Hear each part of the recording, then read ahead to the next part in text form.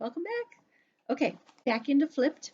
When we left off, Juliana had just had her science fair and she now had all these baby chicks and she wasn't sure what she was going to do with them. And her brothers were just all about the ridiculous, crazy names. So let's see. I'm going to reread a little bit so that you guys can kind of catch up with where we were, just like I did when we were in class. Let's see. My brothers looked at each other with enormous eyes and started up all over again. Kill the chicks! That's it! Get it? You mean like we're chick killers or like we kill the chicks? Dad turned around and said, Out, both of you, get out, go find names somewhere else.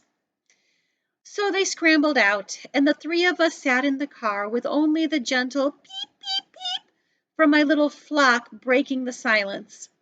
Finally, my mother heaved a heavy sigh and said, They don't cost much to keep, do they? Dad shook his head. They eat bugs, Trina, and a little feed. They're very low maintenance. Bugs? Really? What sort of bugs? Earwigs, worms, roly-polies. Probably spiders if they can catch them. I think they eat snails, too. Earwigs? Seriously? My mother smiled. Well, in that case, oh, thank you, Mom. Thank you, thank you. And that's how we wound up with chickens. What none of us thought of was that six chickens scratching for bugs not only gets rid of bugs, it also tears up grass. Within 6 months, there was nothing whatsoever left of our yard. What we also didn't think of was that chicken feed attracts mice, and mice attract cats, feral cats. Champ was pretty good at keeping the cats out of the yard, but they'd hang around the front yard or the side yard just waiting for him to snooze so they could sneak in and pounce on some tender little mousy victuals. Then my brothers started trapping the mice, which I thought was just to help out. I didn't suspect a thing until the day I heard my mother screaming from the depths of their room. They were, it turns out, raising a boa constrictor. Mom's foot came down in a big way, and I thought she was going to throw us out, lock, stock, and boa. But then I made the most amazing discovery. Chickens lay eggs. Beautiful, shiny, creamy white eggs. I first found one under Bonnie, then Clyde, whom I renamed Clydette, and one more in Florence's bed. Eggs! I raced inside to show my mom, and after a brief moment of blinking at them, she withered into a chair. No, she whimpered, no more chicks. They're not chicks, Mom. They're eggs. She was still looking quite pale, so I sat in a chair next to her and said, We don't have a rooster? Oh! The color was coming back to her cheeks. Is that so? I've never heard a cock-a-doodle-doo, have you? She laughed. A blessing. I guess I've forgotten to count. She sat up a little and took an egg from my palm. Eggs, huh? How many do you suppose they'll lay? I have no idea. As it turns out, my hens laid more eggs than we could eat. At first we tried to keep up, but soon we were tired of boiling and pickling and deviling, and my mother started complaining that all these free eggs were costing her way too much.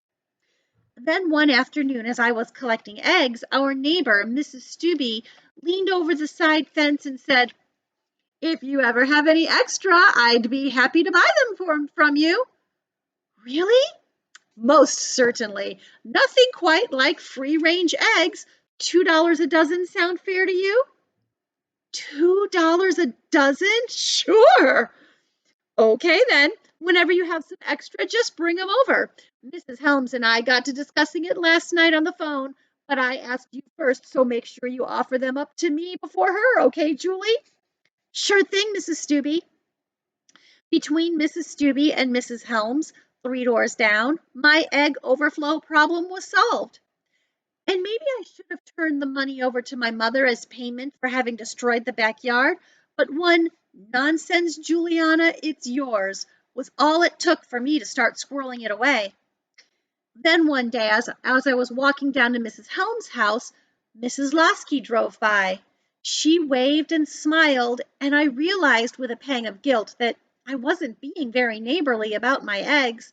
She didn't know that Mrs. Helms and Mrs. Stubbe were paying me for these eggs. She probably thought I was delivering them out of the kindness of my heart. And maybe I shouldn't have been giving the eggs away, but I'd never had a steady income before. Allowance at our house is a hit or miss sort of a thing, usually a miss. And earning money from my eggs gives me this secret happy feeling, which I was reluctant to have the kindness of my heart encroach upon. But the more I thought about it, the more I realized that Mrs. Lasky deserved some free eggs.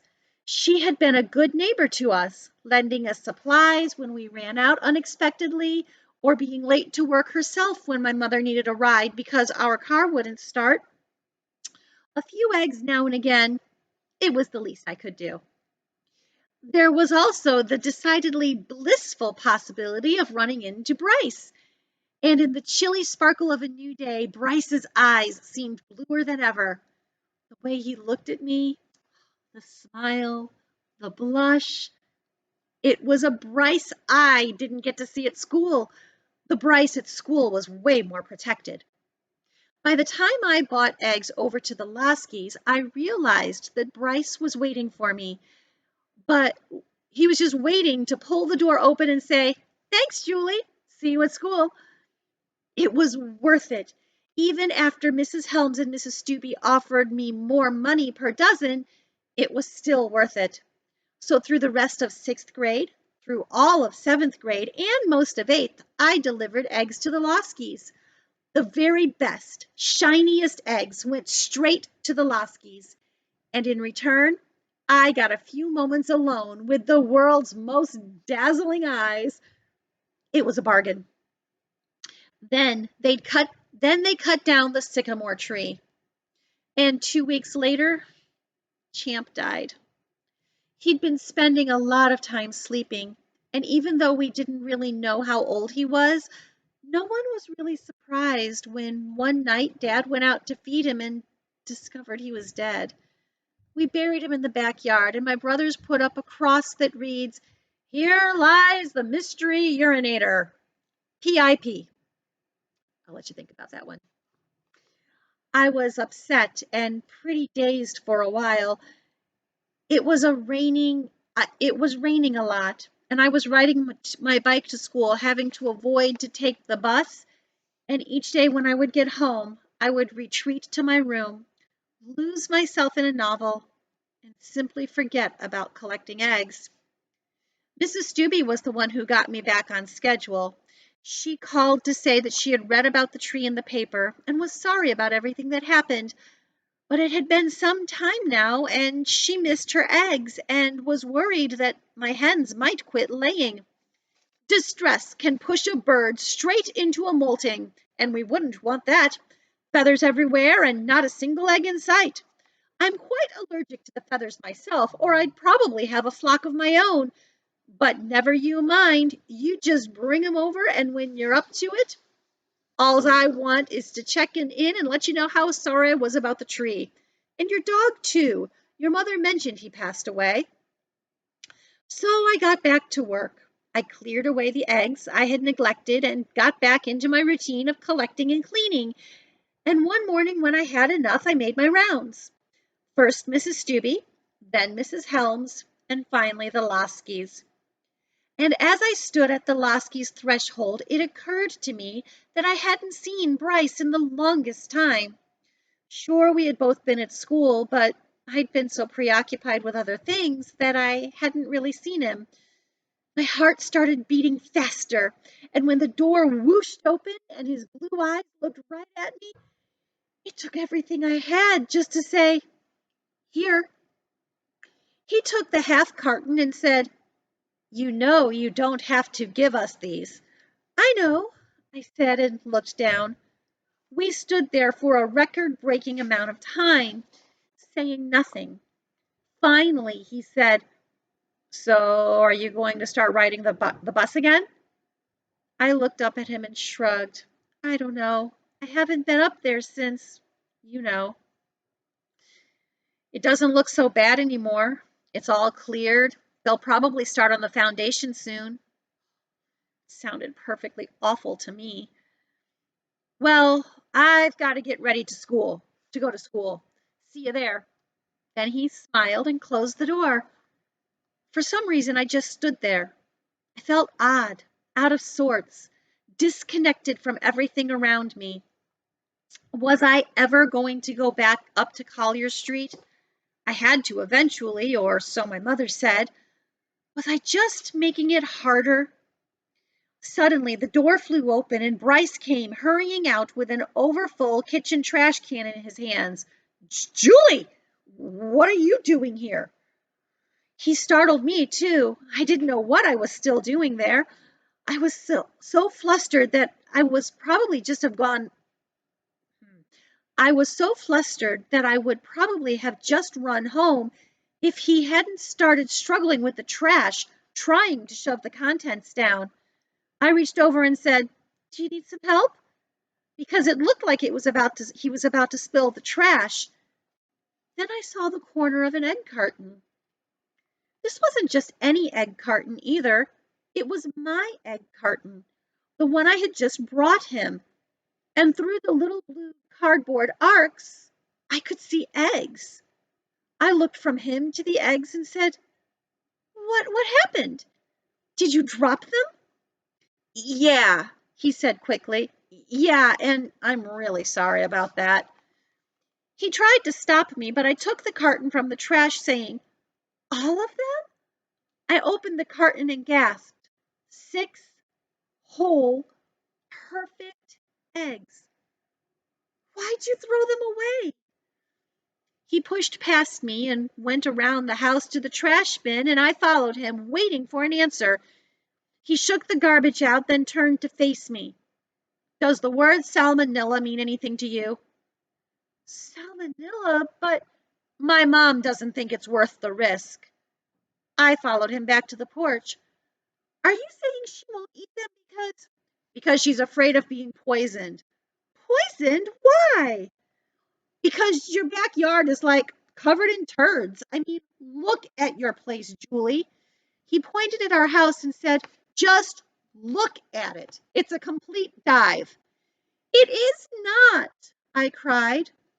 But the truth was sitting right across the street, impossible to deny. My throat suddenly choked closed, and I found it painful to speak. Have you have you always thrown them away?" He shrugged and looked down. "Julie, look, we didn't want to hurt your feelings." "My feelings? Do you realize Mrs. Stubing and Mrs. Helms pay me for my eggs?" "You're kidding." "No, they pay me $2 a dozen." "No way." "It's true.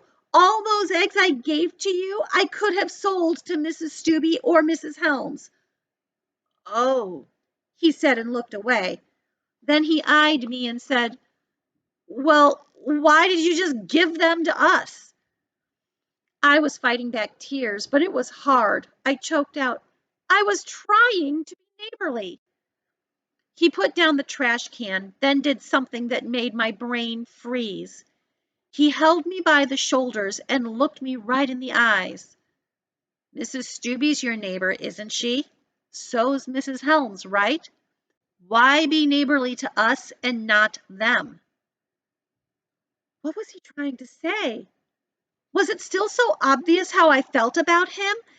And if he knew, how could he have been so heartless, just throwing my eggs away like that, week after week, year after year?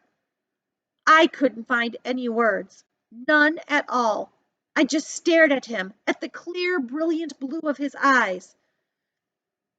I'm sorry, Julie," he whispered. I stumbled home, embarrassed and confused. My heart completely cracked open. Ooh, wait till we hear Bryce's side next time. Have a good day, guys. I'll see you tomorrow. Keep working on your essay. It's due Wednesday at midnight. See you later.